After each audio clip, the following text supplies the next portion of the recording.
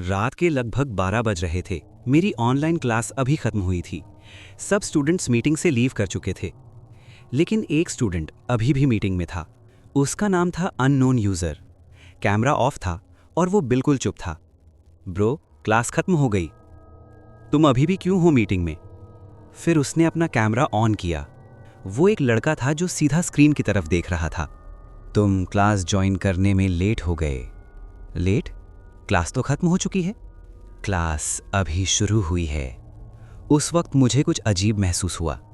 Laptop screen पर एक एक करके नए कैमरा विंडोज खुलने लगे। सब कैमराज मेरे रूम को दिखा रहे थे, अलग अलग एंगल से, जैसे किसी ने मेरे कमरे में कैमराज लगा दिए हों। ये कैमराज मेरे रूम में नहीं है। फिर मैंने लास्ट कैमरा देखा। उसमें मैं खुद खड़ा था, बिल्कुल मेरे पीछे। लेकिन जब मैं मुड़कर देखा, रूम बिल्कुल खाली था। Attendance completed. क्लास कभी खत्म नहीं होती।